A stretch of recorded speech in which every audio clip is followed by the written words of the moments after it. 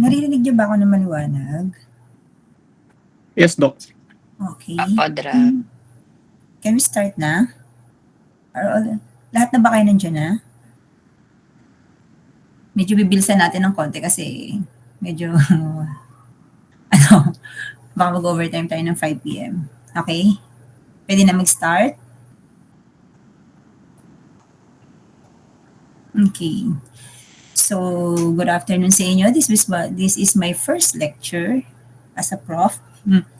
I'm going to discuss about the joints of the upper extremities. You can interrupt me kapag medyo nawawala static kasi yung internet ko. Okay, this is my learning outcomes or the objectives for this day. And this is my references. Mostly, I got it in my lectures from Moore and some of the Snell. You can browse the both of them. First, we all know that joints is a site where two or more bones come together whether or not a movement occurs between them. It has a 3 classification, which is the fibrous joint, cartilaginous joints, and synovial joints. For the fibrous joints, alam natin, we can see it on the 3 types, sutures, syndesmosis, and gomposis. It articulates surfaces of the bones and are tightly linked by the fibrous tissue that fills the joint spaces. Again, this is just a recap of what was review lecture last time. What is the 3 types? Sutures, syndesmosis, and gomposis. You can see the sutures were at the cranial vault of our cranium. Yan yung mga nakikita natin, yung mga fontanelles, yung mga yan. Those are, ito, yan. Yan yung ating mga sutures. Ay, sorry. No? Ayan.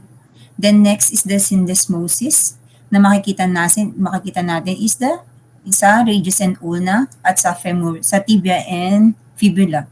Ito yung nasa gitna ng dalawang bones, the syndesmosis or the intermembrous, kung tawagin na isa pa. Then the other one is the gomposis. Makikita nyo naman to sa sa may ngipin lang natin. Dun sa may tooth. Siya kasi yung, bali yung siya yung nag-hold ng tooth natin. No? Oh, that's what I said. No? The last one is the synovial joint.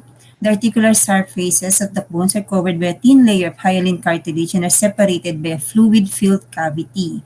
So sa synovial joint, meron niyang, ito yung usual structure ng synovial joint.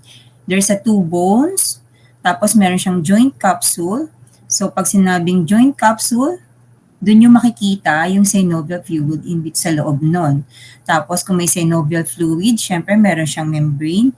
Then, sa dalawa na yon, meron kang articular cartilage na magpe-permit ng movement nyo.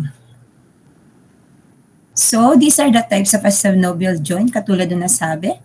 Pivot joint, mayroong hinge joint, saddle joint, ball and socket joint, condylate joint, and plain joint. Pag nakita nyo pa lang yung ganitong itong illustration na to, you would see and you will know kung saang joint na siya and kung anong joint yun. Yun yung mas maganda para makabisado nyo lahat ng joints, no? Let's go with the plain joint. Yung plain joint, it is supposed articular surfaces are flat or almost flat. Ano yung ginagawa ng plain joint? Di ba mostly it's for gliding and sliding. Yun lang ang tatandaan nyo sa plain joint. More on ang movement niya is sliding. Para kayo nag-i-slide. Tsaka para nag-glide ang dalawang bones. Yun lang ang usually movement ng plain joint. Saan nyo ito minsan nakikita? It is in the intercarpal joints of the wrist, your intertarsal joints. Tapos, the last one is the acromioclavicular joint. Yan, dun sila makikita. The next is the hinge joint, katulad na nasabi. Pag narinig yung hinge, di ba? It's like a bisagra. So, pag bisagra siya, ano ang movement ng door? Open and close. So, it's only extension and flexion movements. Yun lang ang ginagawa ng hinge joints. Wala nang iba pa. Where do you find your hinge joints again? Can someone tell? It's in the elbow, your knee, yeah. Thank you for answering. So usually, yun lang talaga ang pinipermit niya, no? Next is the pivot joint. Ano naman ang tatandaan nyo sa pivot joint? Usually, ang movement lang nito is rotation. So, saan siya makikita? Usually sa axis and atlas, saan? Sa cervical vertebra rather, ng ating bones, di ba? Yun lang ang nun. Then, aside for that, meron pang isa. Saan kaya pwede ang pivot joint? Meron? Someone tell? Ano pa sa tingin nyo ang may pivot joint? Okay. Sige, dahil mamadali tayo. Forearm. Sa forearm, radioulnar, very good, no? Doon nyo nakikita yung pivot joint. Next is the condyloid joint. Yan. Usually, pag sinabi natin condyloid, makikita nyo siya dito sa ating mga metacarpal joints, sa wrist joints, dito lahat sa ating wrist. Yan. Yan ang nagsasabi na ito ay condyloid. Bakit siya condyloid? Ibig sabihin, meron siyang dalawang movement, biaxial movements. No? It allows for flexion, extension, and abduction, and adduction. Yun ang ginagawa ng condyloid joint. Next is your ellipsoid joint. Also, the ellipsoid joints elicit also a biaxial movement. Para din siyang condyloid, no? Pero more or it articulates in the surfaces. For example of this is the betweens of the scaphoid, radial, your wrist bones. Dun siya madalas. Next is your saddle joint. Saan nyo nakikita yung saddle joint? Again, example of saddle joint sa inyong thumb. Since yung thumb, nagkakaroon siya ng maraming movement, multi-axial. Ibig sabihin, kaya niyang extension, flexion, adduction, and rotation. Lahat nasa kanya. So let's go with the ball and socket joint. Again, ball and socket, ibig sabihin, is also a multi-axial movement. Usually, nakikita nyo to, dalawa lang naman. Sa your hip bone, tsaka sa glenohumeral joint. Yun ang inyong mga ball and socket joint. Although there is an artificial ball and socket, which I discuss later. I lifted this in the Snell. You can browse on this. Ito na yung summarize ng lahat ng mga joints na sinabi ko kanina. So let's go with the joints of the upper limbs, yung pinaka-main topic natin. Again, kapag nakakita ka na ng illustration na ganito, then you'll remember the different kinds of joints. Paano mo ito matatandaan isa-isa? You do it on your own. For example, you rotate your shoulder. You're gonna say this one is ball and socket, hinge joint. Doon nyo sila malaramdaman pag in-apply nyo sa sarili nyo. Mareremember nyo sila during the exams, no? These are the joints of the upper limbs. We're going to tackle it one by one. First is your sternoclavicular joint. Sternoclavicular, ibig sabihin, sternum, clavicular. Attach siya sa clavicle. Your sternoclavicular joint is a type of synovial joint that is a saddle type. Ito yung sinasabi ko kanina sa inyo, na isang merong parang mini-fiction ng ball and socket. But it functions like a ball and socket joint. Bakit? Kasi another call for the sternoclavicular is double plane joint. Kasi nga, saddle type siya, pero nag-a-act siya as a ball and socket. No? Ibig sabihin, meron siyang triaxial movement. Ibig sabihin, meron siyang extension, depression, tapos pwede mo rin siyang i-round. Kapag naramdaman niyo yan, i-touch niyo yun sa sternoclavicular joint niyo, sa may sternum. Doon, makikita niyo kung paano yung movement niya. Mafe-feel niyo siya.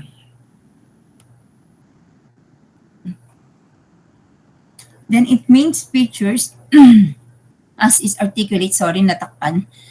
It's a medial and lateral. It articulates in the sternal end. Again, as I said, sternal end of the clavicle. Nasaan ba yun? Sternal end. Nandito siya.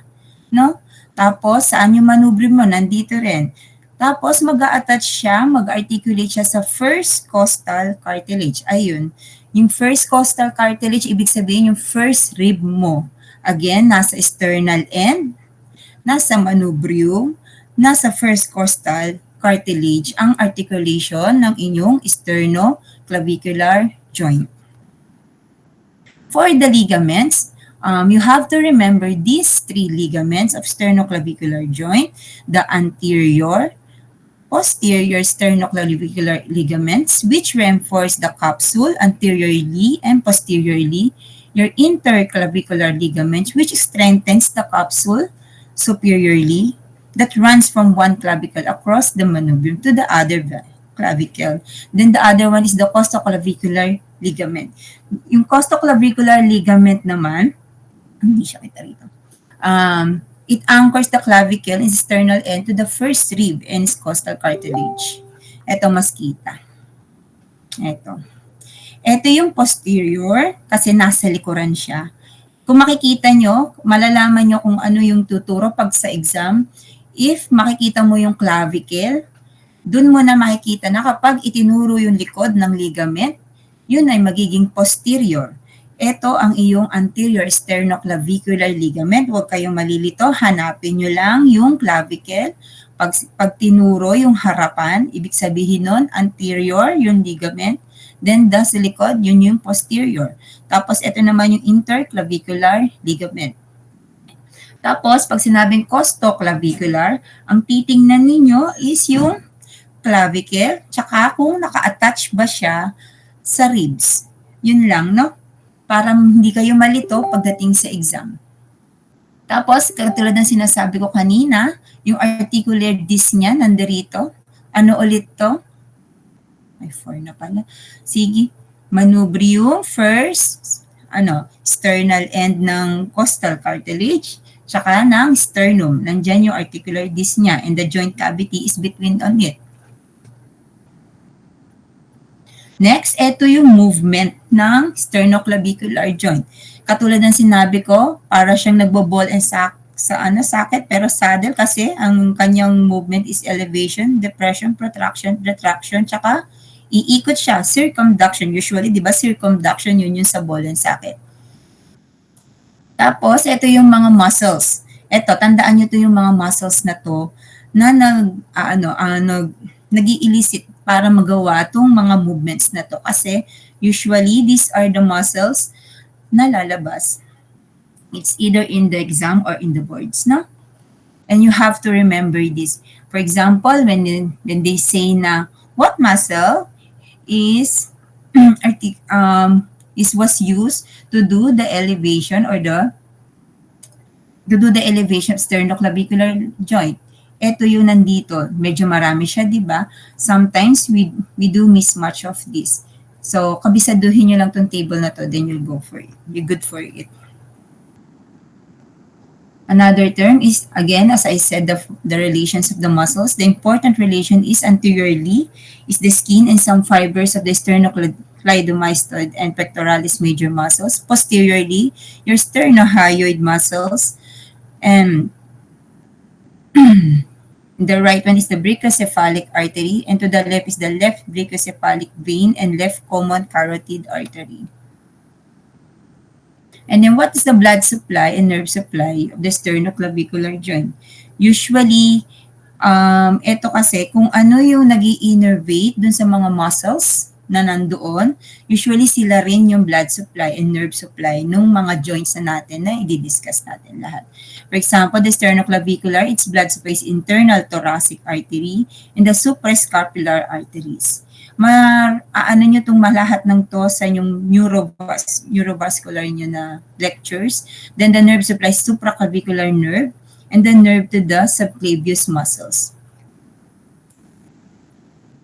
This is an example. Ito yung usual na nangyayari if there is a trauma. Kapag nakita mo na dito, medyo may swelling siya, iisipin mo siya na siguro anterior and dislocation. Pero kapag nakita mo, nag-depress siya, no? Isipin mo na posterior dislocation aside from the fractures. Siyempre, ma-elicit natin itong if dislocation lang siya through the use of x-rays. Again, another one. This one, anong tingin yung ano to? Dislocation. Anyone? Okay, wala. Yeah, it's a dislocation ng clavicular. Pero what is it? Is anterior or posterior? Medyo nakabulge siya. So it will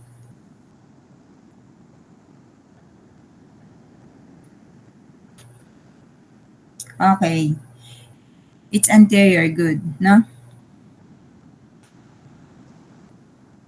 Next joint is the acromioclavicular joint. Kanina, narinig natin, di ba, yung acromion? So, yung acromion sa may scapula, di ba? So, yun. Yung pinaka-head nun, yung acromion. Tapos, mag-a-attach siya sa clavicle. Kaya tinawag siya na acromioclavicular joint, no? Dito siya mag-a-attach. What is the type of synovial joint? C, acromioclavicular. It's a type of plain synovial joint. So, pag narinig na nating plain, ibig sabihin, ano ang maging movement lang ni acromio? Sliding and gliding. Yun lang usually, na? Thank you. Then, saan naman nag-articulate ang acromion nyo? It articulates in the lateral end of the clavicle. Ibig sabihin, sa dulo ng clavicle. Tapos, saan pa? Dun siya sa acromion ng scapula. Kung pag nakita nyo kanina, dun sa bones, di ba siya yung parang nakataw-taw na ganon? Yun ang acromion. Kaya, mostly naman yung mga joints natin, medyo hindi naman kayo mawawala kasi nandun din naman siya, no? Kung anong part ng bones, anong part ng kung saan siya didikit, yun din yung pinagjo-join para para hindi siya ganun nakakalito, no? Yung capsule niya, ibig sabihin ng yung joint capsule, it contains daw ng loose fibrous layer which surrounds the joint and is attached to the articular surfaces. Next is the ligaments. Yung mga ligaments ng acromioclavicular joint, we have two. The acromioclavicular ligament, which divides in superior and inferior. The coracoclavicular ligaments, which consists of trapezoid plus conoid parts, which is the main stabilizer. Ibig sabihin, ito yung pinaka nag-stabilize ng acromioclavicular joint nyo para ma-move nyo siya ng maganda.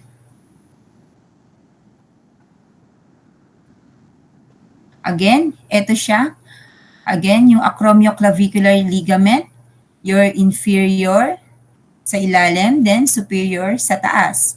Then your coracoclavicular ligament, which consists of your trapezoid ligament and your choroid ligament. Next is the blood supply. Kadalasan, ang blood supply ng acromioclavicular joint is the suprascapular artery and thoracoacromial arteries. Then the nerve supply, the lateral pectoral, axillary nerves, cutaneous, malapit na siya sa may bandang kilikili. Kaya, meron siyang, kaya ang nerve supply niya kasama yung axillary nerves. Again, the acromioclavicular joint, yung movement niya is small gliding, no? Para may rotate daw niya yung scapula. What is the important relations naman ng muscles sa acromial joint nyo? Anteriorly daw. So, sa anterior, makikita nyo, di ba, naka-attach siya dito. Di ba, ito yung acromion nyo, ito yung clavicular nyo. Ano kaya yung muscle na nandito na medyo malapad? It's your deltoid muscles. Posteriorly, sa likod, ibig sabihin, mapapansin nyo yung trapezius nyo doon. Superiorly, minsan naman, di ba, wala naman tayong muscle dito sa clavicle natin.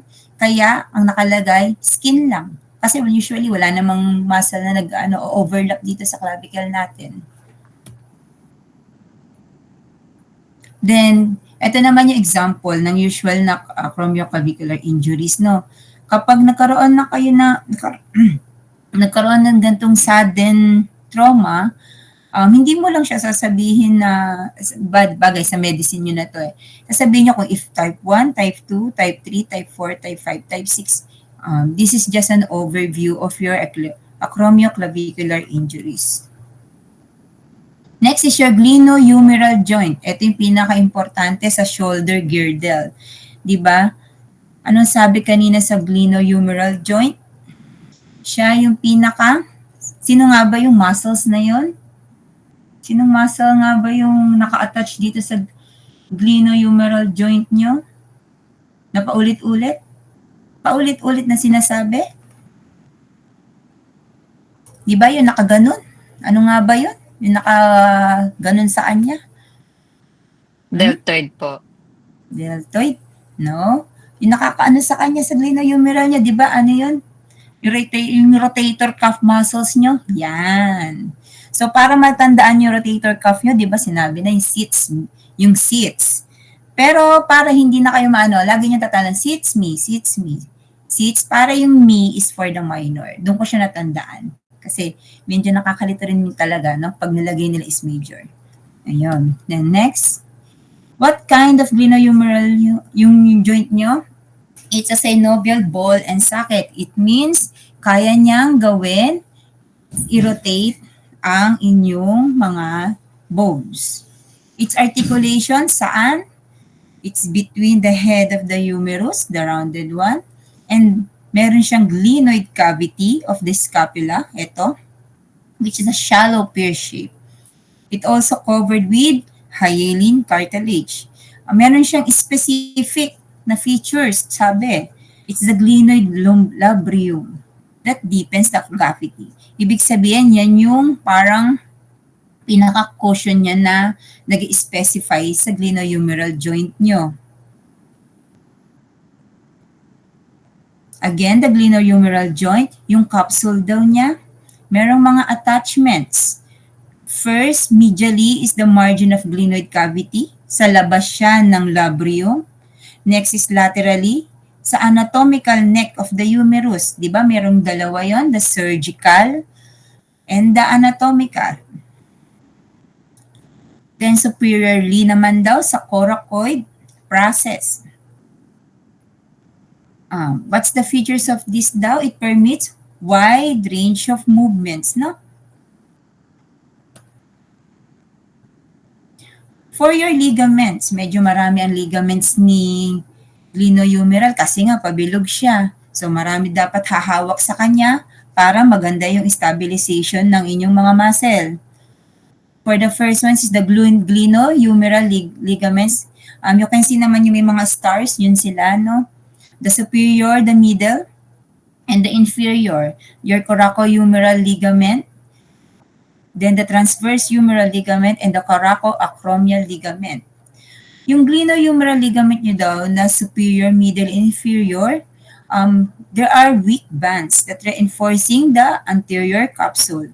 Then the transverse humeral ligament naman, it bridges daw the gaps between the tuberosities. Itong dalawa. It holds daw the tendon of the long head of the biceps. Yun lang tandaan nyo, no? Sa transverse, tendon, letter T, tendon of the long head of biceps. Sa coracohumeral ligament naman, greater tuberosity naman. Doon siya sa root ng coracoid, tapos sa greater tuberosity ng inyong humerus. Ito daw is, it strengthens the capsule superiorly naman daw. And then your accessory ligament is your coracoacromial ligament from coracoid and acromion that forms the arcs protecting the superior joint. Again, the movement of your glenohumeral joint, flexion, extension, abduction, adduction, medial and lateral rotation, and circumduction. Again, this is the important relation. Ibig sabihin, yung mga muscle na nag-a-attach sa kanila. Anteriorly is your subscapularis, axillary vessels, and your brachial plexus. So, dito nyo pala makikita kapag ibig sabihin na tore ang inyong glenohumeral joint anteriorly, tas nandoon yung mga mga structure na to, nandun ang brachial plexus, maraming pwedeng mangyari. Number 1 dyan is pwede kang magkaroon na kapag na-torque kasi ang brachial plexus nyo o pag nag-exit kasi yan, nandyan yung radial nerve, ulnar nerve, musculocutaneous nyo. So yung mga yon maaapektuhan pag dito pa lang, na-torque na sila. Ibig sabihin nun, buong upper limb nyo, magkakaroon na ng diferensya. Usually, ang unang mararamdaman ng pasyente nun, hindi na nila mataas yung mga kamay nila. Hindi na nila magalaw ng ganyan. Posteriorly is your infraspinatus and teres minor. Superiorly is your supraspinatus, subacromial bursa, coracoacromial ligament, and your deltoid.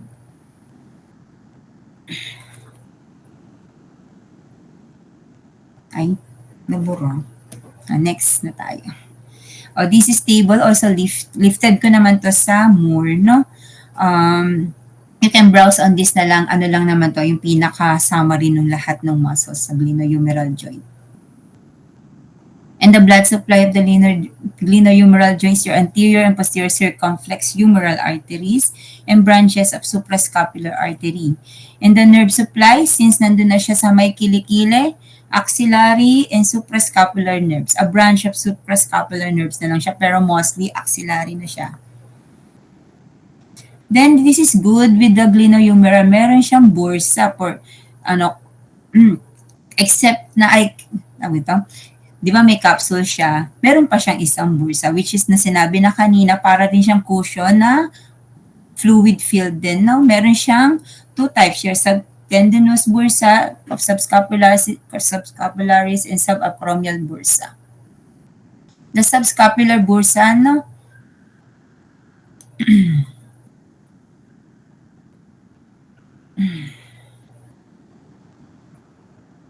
Its location is tendon in the neck of the scapula. Its communication usually in the glenohumeral joint cavity through an opening in the capsule. And significant naman ito is extension of the joint cavity, no?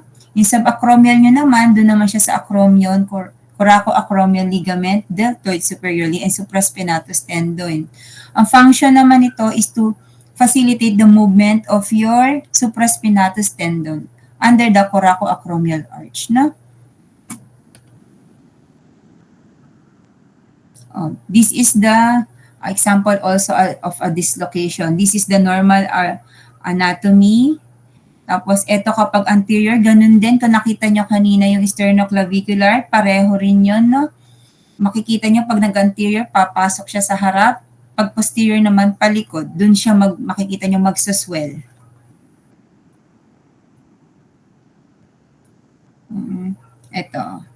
Ito yung katulad ng sinabi ko kanina.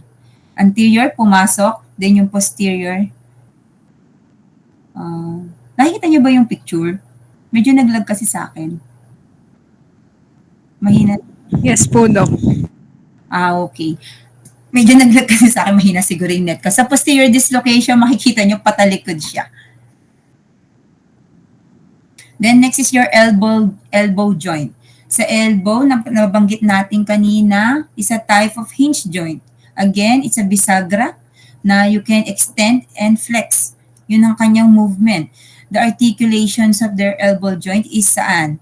Sa trochlear of the humerus and the satrochlear notch of your ulna. So nakita nyo kanina sa osteology nyo kung nasaan yung trochlear notch of the ulna and the capitulum of the head of the radius.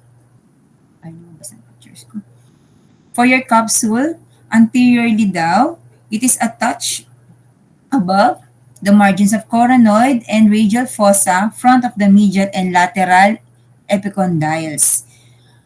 And below naman daw, it is the margin of the coronoid process of ulna and to the annular ligament that's surrounding the head of the radius. Tapos sa likod, posteriorly, sa posteriorly nyo, above the humerus, di ba? Margins of the olecranon fossa, and below is the upper margin and sides of olecranon process and to the annular ligament.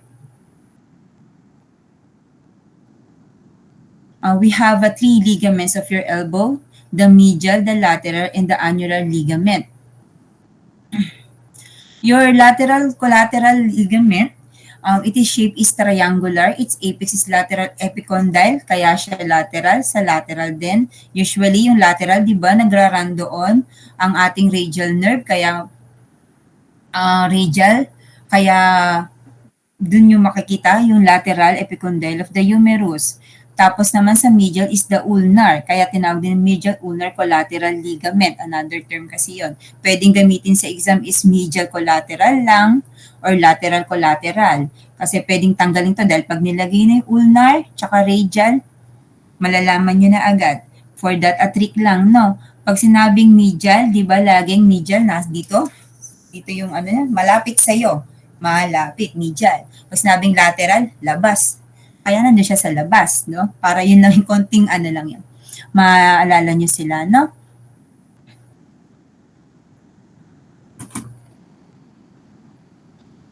What is the movement? Katulad kanina na sabi ko naman, sa extension, ano kayang muscle ang ma-elicit natin kapag ginalaw natin yung elbow natin? For the extension ng elbow joint, meron tayo triceps brachii, and anconeus. For the flexion naman, meron tayong tatlo. Your brachialis, biceps brachii, your 3Bs, brachialis, biceps brachii, and brachioradialis. For the blood supply of your elbow joint, it's derived from the anastomosis around the elbow joint. Ibig sabihin ng anastomosis, yung pinagkabit, yung tawag ito, yung para siyang tree ng mga arteries doon. Di ba dito sa cubital fossa nyo, nandyan yung mga brachial artery nyo, radial artery, tsaka ulnar artery. Your nerve supply, musculocutaneous, radial, and ulnar nerves. Again, ang maganda rin sa elbow joint, meron tayong bursa. There are 3 olecranon bursa, your intratendinous, your subtendinous, and subcutaneous. Subcutaneous olecranon bursa. Ang sabi nila, dito sa tatlo, ang pinaka namamaga, the most inflamed, is your subcutaneous olecranon bursa. Sa tingin nyo, bakit kaya siya most common, yung subcutaneous bursa?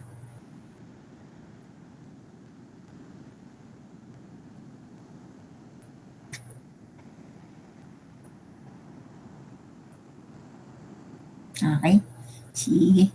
Dahil nandoon yung malapit kung saan siya masyadong natatouch. Kaya yun ang namomos inflame. Yun namang bicipitoradial bursa nyo, yun daw naman ang nagre-reduce ng friction tuwing kailan? During pronation and supination of the forearm. The important relations, as I said a while ago, anteriorly, your brachialis, tendon of the biceps, median nerve, and your brachial artery. Posteriorly, triceps muscles, a small bursa intervening. Medially, your ulnar nerve behind the medial epicondyle, crossing the ulnar collateral ligament. Laterally is your common extensor, tendon supinator. Ito yung pinakasikat, no? Kapag sinabi nila yung usually mahilig mag-golf dyan, ang kadalasan na magiging inflame sa'yo is your medial epicondyle. So kapag pumunta yung pasyente sa inyo, namamaga daw yung dito sa may tabi niya, at tatanungin nyo kung anong na-elicit nyo sa history niya, ano po ba ang ginagawa nyo. Kung sinabi niya nag-golf siya, then you will think of medial epicondylitis. Kapag naman mahilig siya mag-tennis, dahil lagi niyang ginagamit, di ba, pag palabas siya ng palabas, then may isip mo is lateral epicondylitis. Next, it's a proximal radioulnar joint. Dalawa siya. Kasi di ba, meron tayong, kung may proximal, ano sa tingin niyo isa, magkakaroon tayo ng distal. No? Let's begin with the proximal radioulnar joint. Proximal radioulnar joint is a type of pivot joint. Ibig sabihin ng pivot, rotation, umiikot. So, paano umiikot ang radius and ulna? Pronation and supination. Ang proximal radio-ulnar joint nyo daw, nag-articulate saan? Sa head of the radius, dun sa annular ligament, sa radial notch of the on the ulna. Then, yung capsule daw niya, kapareho lang sila ng distal tsaka proximal. Yung capsule nila, it encloses the joint and is continuous with that of the elbow joint. Ito, mas madaling tandaan, isa lang ang ligament na nag-articulate sa proximal radio-ulnar joint, which is the annular ligament. Nasaan ang attachment niya? Dun sa anterior and posterior margins of the radial notch of the ulna. Andito lang siya. Ayun.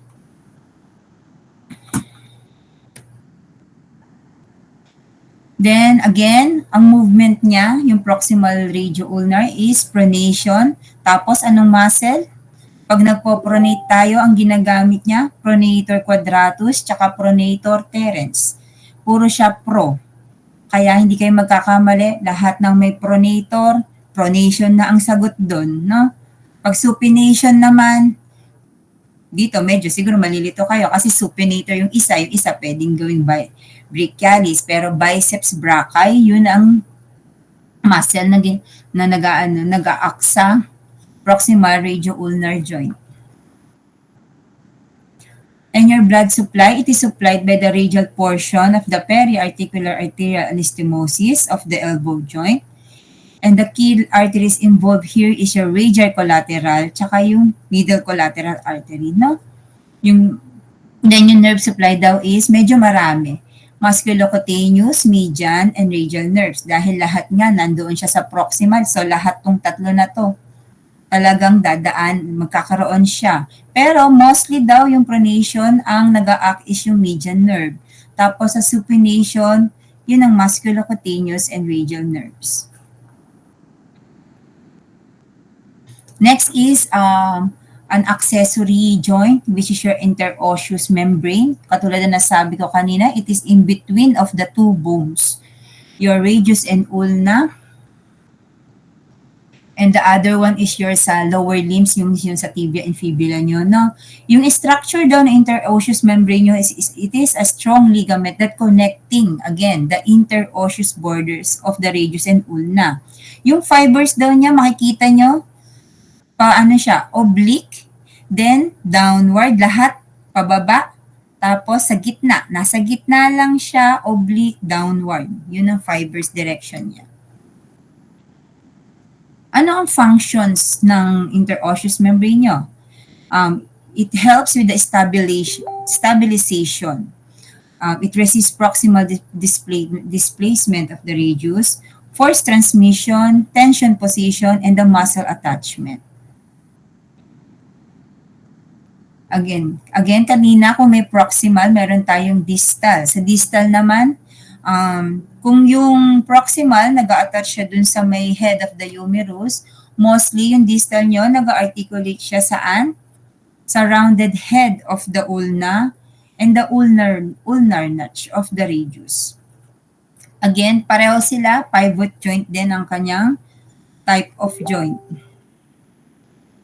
Then the joint capsule, pareho din, encloses the joint but is deficient superiorly. Ibig sabihin, mas konti siya. So mostly, kapag mas mabilis tayong magkaroon ng inflammation dito sa distal radio-ulnar natin. Because it can form a succiform recess, no? Ang succiform recess daw, ito yung synovial membrane na nag-aalaw ng twisting of capsule during pronation and supination. The ligaments, we have three: the anterior palmar radio-ulnar ligament, the posterior dorsal radio-ulnar ligament, and the articular disc, which is the triangular fibrocartilages or the TFCC, no? Yung anterior and posterior ligaments nyo daw is also a weak transverse bands ng radius tsaka ulna, which in the front and the back of their cervices. Tapos, yung attachment naman ng anterior palmar radio-ulnar ligament nyo is from anterior margin ng ulnar notch of the radius to the anterior surface of the ulnar head. Ang function naman nito is to prevent dorsal displacement of the ulna and stabilizes the joints in pronation and supination. While naman yung posterior radioulnar ligament, ang attachments niya is from posterior margin of the ulnar notch of the radius, doon naman din sa likod ng surface or posterior surface of the ulnar head. Its main function is to prevent palmar naman, yung palm niya naman, displacement of the ulna and stabilizes also the joint. Yung articular disc nyo, ito yun, the triangular fibrocartilage or TFCC, siya naman yung pinaka-main stabilizer nyo. Kung ano yung tatandaan nyo, ito yung TFCC nyo. Kasi siya yung main stabilizer ng inyong distal radioulnar joint. Yung attachment niya, dun sa pinaka-base, medial edge of the ulnar notch of the radius. No? Ano ang function nito?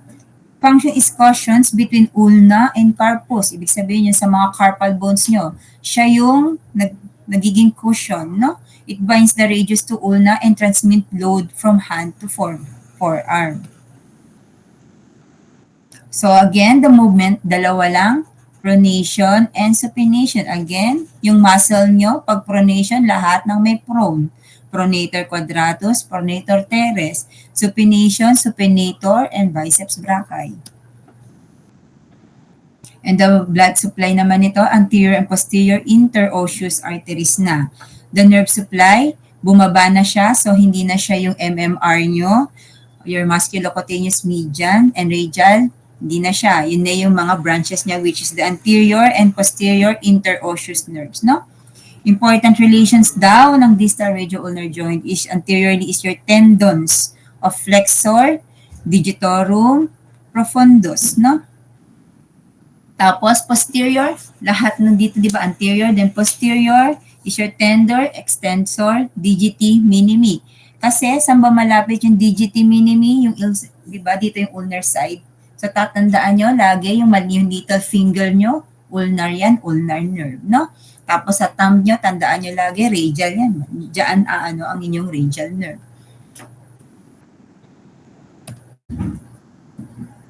For the wrist joint, ito medyo na marami-rami, no? Yung mga wrist bone, kailangan nyo ding makabisado. Gawa na lang kayo ng mnemonics nyo, pero ang natandaan ko kasi nun, some says, medyo bastos. Anyways, your type of joint from the wrist joint is ellipsoid synovial joint, no? Yung articulation nito is saan? Ito yung ano nyo. Your radiocarpal joint or your wrist joint. Ito sa bandang, ito, yung pala na to, no? Yung articulation niya saan? Sa distal radius, ibig sabihin dun sa distal, sa pinakababa. Tapos sa articular disc ng ulna, which is ulna excluded with the scaphoid, lunate, and triquetrium. Ito siya. Scaphoid, lunate, triquetrium. Yung capsule daw niya, it encloses the entire wrist joints. Then, yung attachment niya is sa taas daw, sa taas, bandang taas, above, is the distal ends of the radius and the ulna, and to the below, yung mga carpal bones nyo, proximal row of carpal bones. Dito banda sa baba, kasi meron pa kayong isa na distal, di ba? Yung malapit dito sa may inyong carpometacarpal.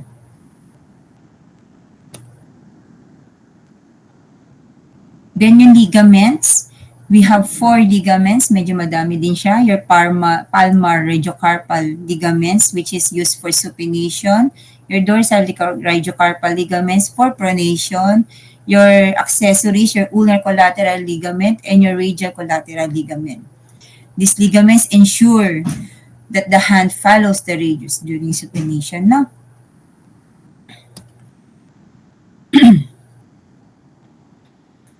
Again, the blood supply branches of the dorsal and palmar carpal arches. The nerve supply is anterior interosseous branch of the median nerve, and the posterior interosseous branch of the radial nerve naman. Dorsal and deep branches of the ulnar nerve.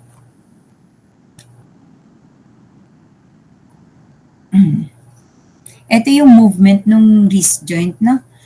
Pwede siyang extension, flexion.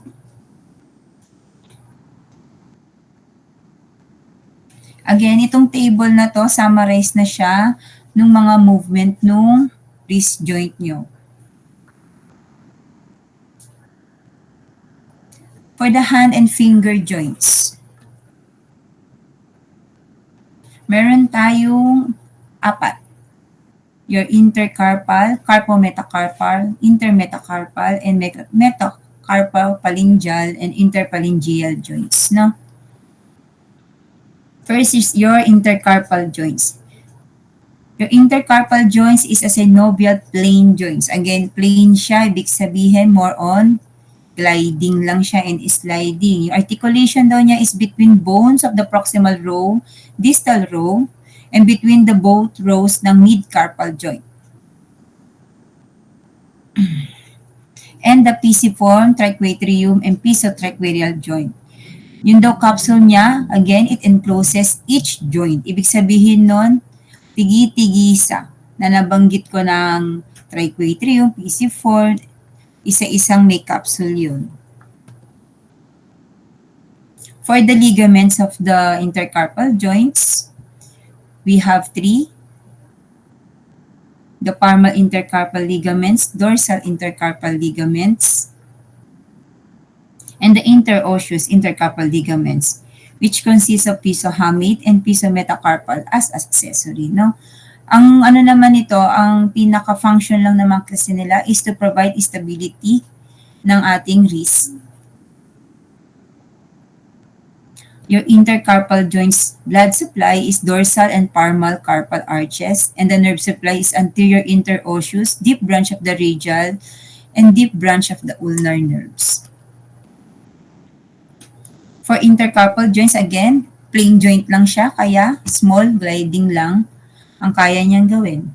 Kapag nagganyan ka na, iisipin mo na intercarpal lang ang gumagana sa'yo. Next is your carpometacarpal and intermetacarpal joints, no? Yung carpometacarpal joints nyo or your CMC and your intermetacarpal or your IM joints is a type of synovial joints except for your CMC of thumb, no? Plain lang tong CMC nyo tsaka IM nyo except daw dun sa thumb nyo kasi ano yung movement ng thumb nyo. Diba meron siyang 4 movements. So, kapag maraming movements by multi-axial na siya, it's kind of saddle joint. Yung articulation daw nito is in the distal carpals, bases of metacarpals, which is the CMC joints, and adjacent to the metacarpals, each other. Yun naman yung IM joints nyo, no? Okay pa ba kayo?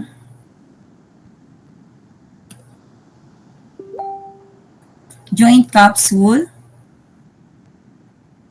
Common capsule for the medial 4 CMC and 3 IM joints, no?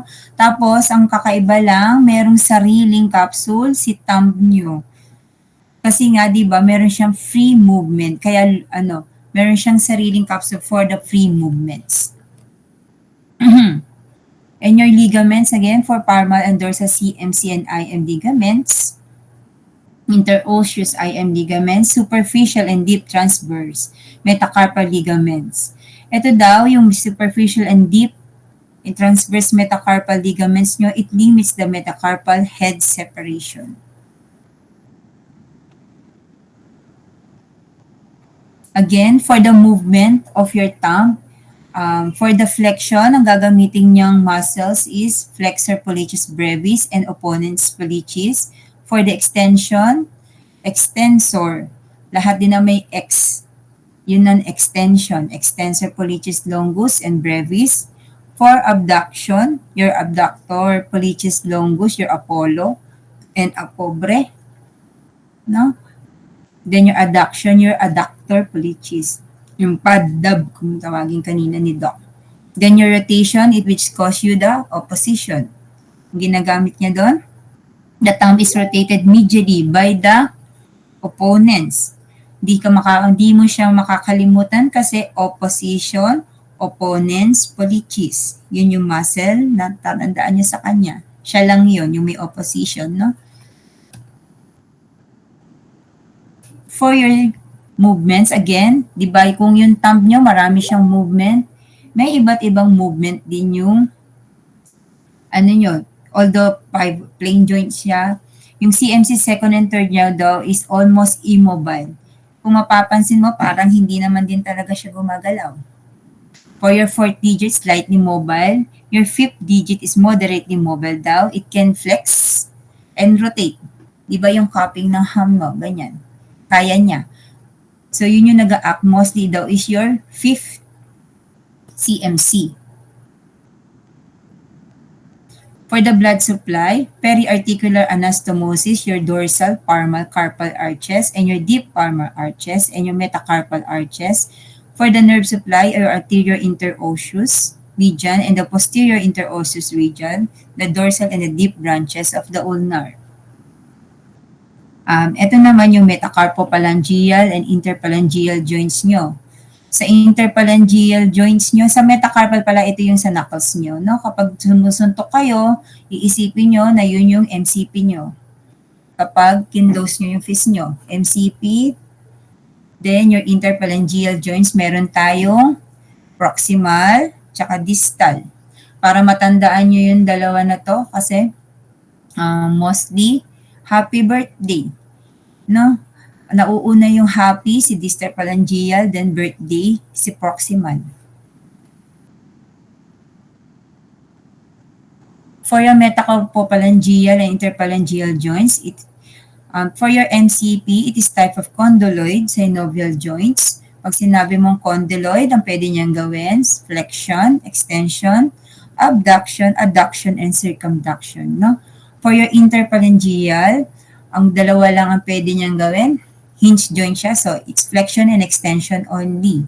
For your MCP, nag-articulate siya sa saan? Sa head of the metacarpals and the proximal phalanges. Ito.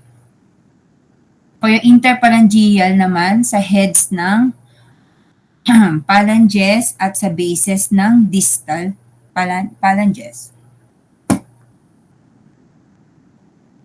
Ng joint capsule nilang pareho, it closed by capsule with synovial linings. No? For the ligaments, ito medyo madami, no? The collateral ligaments, medial and lateral collateral ligaments. Medyo dalawa siya, no? It forms a cord-like and a fan-like naman daw. Sa farmer ligaments naman, it's a fibrocartilaginous which allow the flexor tendons to glide. And the deep transverse metacarpal ligaments, your MCP 2 to 5, it unites the metacarpal heads. Kasi kaya 2 to 5 lang siya, di ba? Yung thumb nyo hindi na sali. Your extensor apparatus attaches to palmar plates. And the movements, your 2 to 5 digit ng MCP, it can move flexion, extension, abduction, adduction, and circumduction. Your MCP or your thumb is flexion and extension. Your interphalangeal naman is flexion and extension din. And again, this is the muscles na kailangan nyong ma-remember kapag ginagawa nyo yung flexion. You can browse na lang dito, no guys?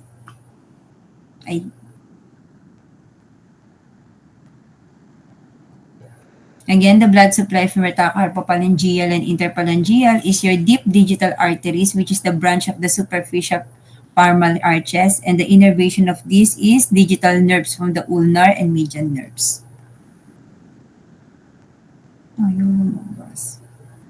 Wait lang guys ha. Can we have a 1-minute break? 2 minutes.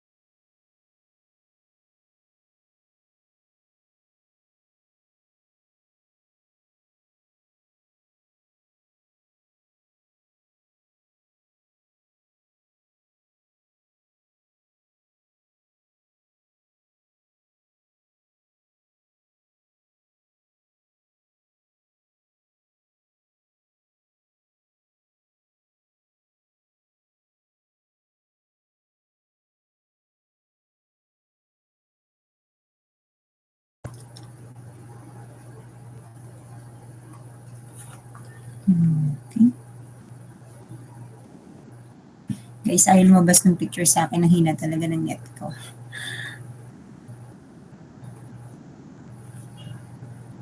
Mhm.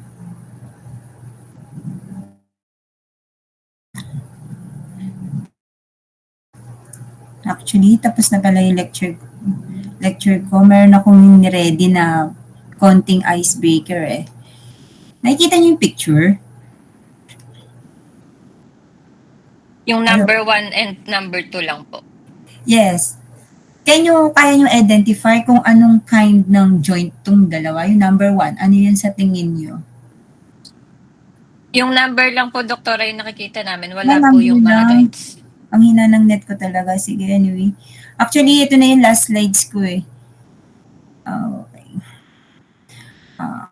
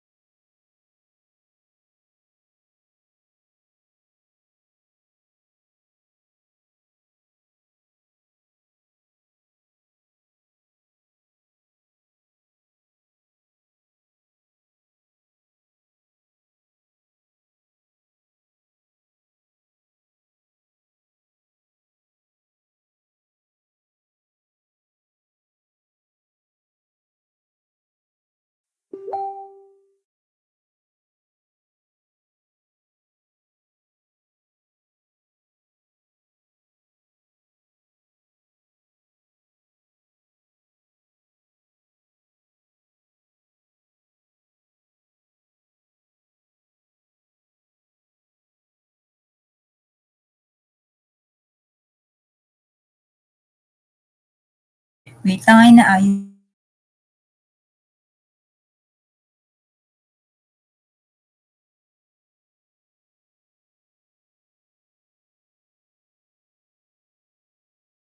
Mukhang pinauuwi na ata kayo. Ayaw lumabas talaga ng pictures. Sige, okay pa ba kayo? Dahil ayaw Okay pa lumabas naman ng po. picture. Ibig ko naman yung PowerPoint. Sagutan nyo na lang, ha? Assignment na lang po. Sorry. Oo, sige. Joke lang. Lakas ng loob. Masyado ba kayo na-overwhelm? Actually, yun na yung last eh. Tignan mo, ayaw naman ng gumana. Sus Mariones. Sorry ha.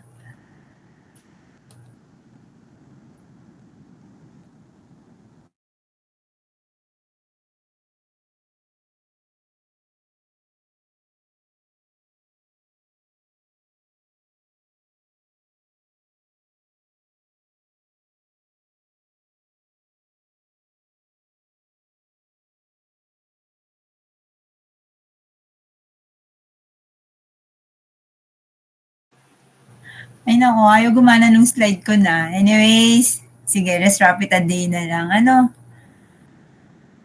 Sayang meron pa naman akong konting dun sa dulo. Basahin nyo na lang. So, may questions ba? Tanong na kayo. Kasi pagdating natin sa dissection, doon ituturo ko na lang ulit lahat, no? Wala na kayong question? Tandaan nyo ba yung mga joints nyo? Ikot-ikot nyo lang yung buong katawan nyo at maalala nyo silang lahat. Ha? Small joint na malaalala nyo habang buhay na yon, no? Kapag lagi nyo siyang tinatry, for example, knuckles ko, MCP ko to, phalanges ko, yung carpal bones ko, no? So guys, wala nang tanong? Can someone have take the screenshot? Tapos pasend na lang din sa akin.